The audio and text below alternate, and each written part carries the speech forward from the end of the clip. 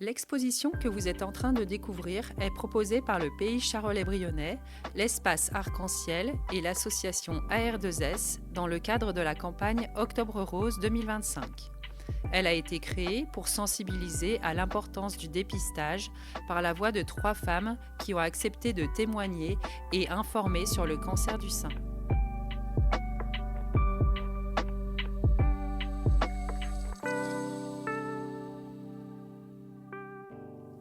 Bonjour, Bonjour, comment vous appelez-vous ? je m'appelle Fatima. Vous avez participé à la création de cette exposition. Pourquoi ? Pourquoi vous semble-t-il important de prendre la parole aujourd'hui ?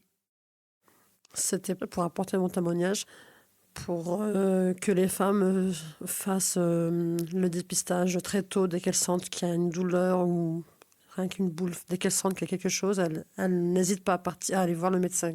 Accepteriez-vous de nous raconter votre parcours ? Bien sûr. Alors moi, ça a commencé, ma mère est décédée en 2019. J'étais occupée par rapport à ma mère. Un jour, bref, je me douchais, tout ça. Ça faisait un petit moment que je ressentais une boule qui bougeait dans mon sein, qui faisait de haut en bas. À chaque fois, elle bougeait. Elle n'était jamais à la même place. Et parfois, carrément, je me disais, mais punaise, mais elle est où? Elle est où? Je la cherchais moi-même, quoi. Et une fois que je la voyais, je la sentais, je me suis dit, waouh, elle est là, c'est bien. Donc, ça m'a aidé à aller voir le médecin, encore plus vite, quoi. Quand j'ai vu le radiologue, il m'a dit comme quoi, effectivement, c'est un peu... il m'a pas dit le mot directement ce que c'était. Il m'a dit c'est un peu grave. Donc j'ai été voir directement mon gynécologue qui se trouve sur Creusot. Et moi, je savais tout ça. Je savais au fond de moi que c'était un cancer. C'est bizarre, mais je sentais que c'était un cancer que j'avais. Ensuite, quand j'ai été vers mon médecin en Creusot, il m'a fait une biopsie. Et c'était très, très, très difficile, très, très, très dur. Mais ça me faisait très, très mal. Il m'a dit, vous aurez les résultats dans une semaine. Je suis retournée après, dans la semaine d'après. Il m'a dit, vous avez un cancer. Parce que moi, je lui avais dit au médecin, je sais que c'est un cancer. C'est un cancer que j'ai. Il m'a dit, non, ne dites pas ça. Et effectivement, c'était un cancer. Et par contre, quand il m'a dit le mot cancer, ça m'a, waouh, je pleurais tout le long, quoi. Et ensuite, une fois que j'ai bien pleuré tout ça, quoi, sachant que moi, j'ai perdu mon mari d'un cancer du côlon, je pensais qu'à mes enfants. C'est un peu compliqué parce que moi, mon mari m'avait caché qu'il avait cette maladie. Donc, j'ai voulu tout de suite dire à mes enfants ce que j'avais. Mais j'ai pris une journée pour tout en mettre en tête, dans ma tête, tout expliquer dans ma tête à moi-même.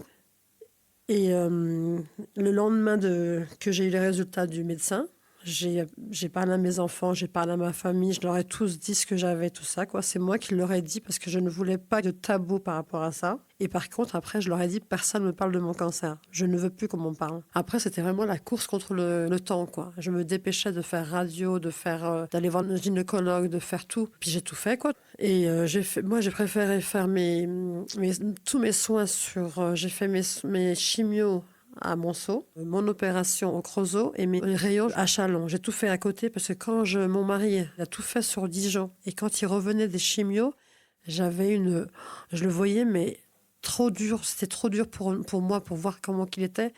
Il était vraiment... c'était même plus lui, quoi. Il marchait pas bien et tout, bref.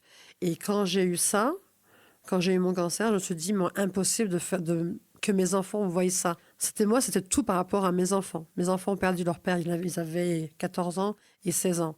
Donc je me suis battue par rapport à ça, quoi. Je voulais pas que mes enfants voient des choses qui leur fassent encore plus mal, quoi. Donc j'ai tout fait ici à côté. J'ai pas voulu partir. Et pendant mes chimios, pendant mes rayons, j'avais tout le temps le sourire, tout le temps le sourire. Et un jour, il y a eu un monsieur qui m'a dit, mais madame, ça faisait combien de temps que vous faites des rayons ? Et je lui ai dit, monsieur, ça c'est rien, ça va, c'est tranquille, quoi. Et il m'a dit, non, mais vous êtes tout le temps contente. Et je fais, non, mais ça va aller, c'est normal, c'est tout à fait normal. Et j'ai tout le temps été positif, c'est ça le problème. Le problème, c'est que j'ai tout le temps le problème. C'est bien, quoi. C'est que j'ai tout le temps été positif. Ça fait que même quand j'avais mal, je me plaignais pas. C'est ça mon truc, c'est que je ne suis jamais plaint.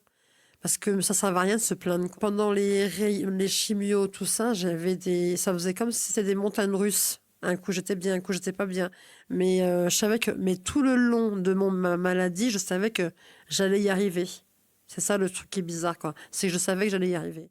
Que voudriez-vous dire aux personnes qui vont découvrir cette exposition? Je leur dirais comme quoi de rester toujours positif. Et c'est vrai, on me dit tout le temps, après la pluie vient le beau temps. Quelles activités vous font du bien? Les activités qui me font du bien, c'est que j'aime lire, ce que je ne faisais pas avant. Quand je lis, je m'évade. Je ne suis pas là, quoi. Et je prends du temps, mais vraiment pour moi, quoi. Chose que je ne faisais jamais avant. Je m'occupais que des autres. Et là, je prends du temps pour moi.